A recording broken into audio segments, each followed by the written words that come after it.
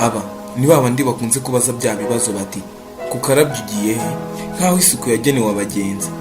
Nanone wabasaba akazi bati ninde wakohereje, nkaho wakohereje asobanuye ubumenyi n'ubushobozi wibitsemo. Gusa kumenya uwakohereje bisobanuye icyizere ukwiye kugirirwa. Nabyo rero ntitwabirwanya, ariko ntibigapfukirane ubumenyi n'ubushobozi. Ntibabaza gusa, banavugira mu marenga, mu magambo y'ubuhanga. Nkisoma iyi nkuru ngiye kubabwira, nahise ntekereza iyi migani yabo ngo ubwenge bwari bwiza iyo butamenywa na bose, indyarya ihimwa n'indyamirizi, n'abarinzi ngo bajye inama inyoni z'igiyindi. Iyumvire nawe, iyi yo ni finali mu Guhimana. Iyi ni inkuru y'ubuzima ya 26 kuri Red Life. Nk'ibisanzwe ngendi Nahimana Diedone.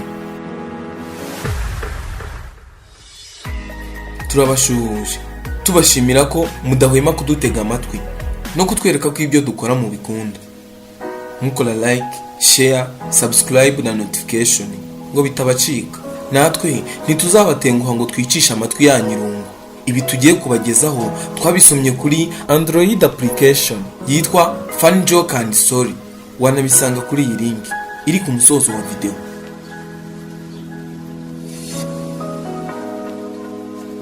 Rimwe umusore umwe ubwo yari agiye gutembesha amazi yerekeza ruguru, gufata kamwe cyangwa kwica akanyota bitewe n'ukuntu wabyita, yagiye kumva yumva telefone irasonnye. Anazeho akajisho abona umuhamagaye, baramarana umwanya munini bavugana, kandi azi neza ko nasiga akabyeri yari ari manywa aho yari yicaye, ko abo bari bicaranye batarakarebera izuba. Nuko yigira inama itatekerezwa na buri wese, asigaho agapapuro kanditse ngo iyi byeri nayiciriyemo. Nuko arasohoka yigira kwitaba telefone, anatindayo pe nk'uwahingaga. Agarutse abona amayeri ye yamukoreye umuti.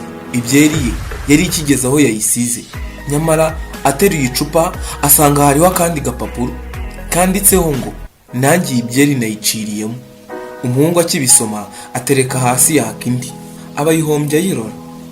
No mu buzima busanzwe twagiye tubana n'abantu bateye barya, wamusaba ku mugati yaryagaho akawuciraho ubundi akaguhereza. Nawe wabibona gutyo apeti kayoyoka, ugasigara umwita imbwa nawe agasigara utapfuye. Nyamara iyo mba narasomye ibi, nanjye nari kuwakira nkamwereka ko tutiganye, nkawuciraho ubundi nkawumusubiza.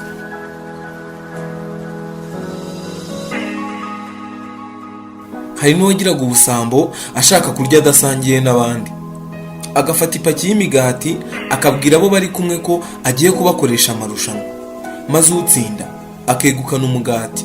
Habura utsinda, uwateguye irushanwa akigumanira ibye. Ikibazo cya mbere ati muri mwe ninde wambaye amasengeri cyangwa amasuvetoma abiri ngo ahembwe? Akabura, kandi nyine birumvikana. Ubundi nawe ati ubwo umugati wa mbere habuze uwutsindira, maze akawutamirira imbere yaho, akabaza ibindi bibazo bisa nk'ibi kugeza yose ayimaze. Hari n'ubwo abaza niba hari uwakwambara ubusa buri akazenguruka agasantere cyangwa ikigo wenda cy'ishuri ngo abone atsinde. Hari n'uwishyira mu irushanwa akitereka ipaki y'imigati agahereza abamukikije chronometre, isaha, akababwira ko ashaka kumenya iminota byamufata ngo aba yimaze yose. Nuko akayirya atuje ntawe ukopfuye ngo aramusaba.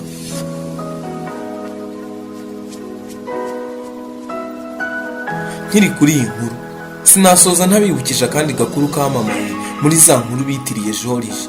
Ngo Joriji yakundaga kujya mu kabari akanywa, bamuha fagitire ngo yishyure, akavanamo ibiceri byinshi mu mufuka akanyanyagiza mu kabari. Yabikoze kenshi bikababaza cyane Baramani. Rimwe aza kwishyura inoti kandi bagomba kumugarurira. Baramani arishima ati hinga nanjye nze nguhime. Nuko ashirika ubute atoranya ibiceri bya 5 n'iby'icumi bishyika yo kugarura. Ubanze yari yariteguye agaha komande bakanya bunyobwa. Nuko nyanyagiza hasi ati ngaya yo mugaruriye. Joriji yaramurebye aramuseka. Nuko yakirindi cupa ati sindashira inyotaga. Baramani arumirwa n'umujinya urikuba.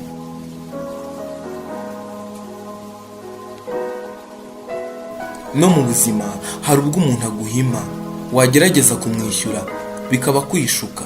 Akiki kibindi nibuye, ibuye rikubita ikibindi kikababara. ikibindi cyagira ngo kirarikubise nabwo akaba ari cyo kibabara, ibuye rikiri ritaraga. Uyu nawe yahimye uno mugabo amuca urwaho amusambanyiriza umugore. Umugabo yasanze umugabo mugenzi we ari gusambanya umugore we, aramutunganya cyane. Uri gukora amahano aramubwira ati niba ubabaye genda usambanye uwanjye nanjye ubundi bihwaniremo. Uwo mugabo aramureba maze aramubwira ati ririya sogoro, none se nawe iyo uba wari baramani nawe wari guhima George ukanyanyagiza byeri hasi mu kabari? Ibi nanone twabigereranya n'ingurube yari yarakariye shebuja ikamutura mu kizenga cy'ibiziba. Shebuja nawe akabaduka yayirakariye akayishyundurira muri bya biziba, nyamara ntamenye ko arimo ayifasha kunezerwa. Twige gushishoza, tumenye uburyo tugirirwa uburyarya, kandi tumenye ko nta cyiza cyo guhimana, kandi kudasangiza inshuti zawe inkuru nk'iyi bisa nko kwikunda, nka ba bandi twabonye barya amapaki y'imigati bonyine.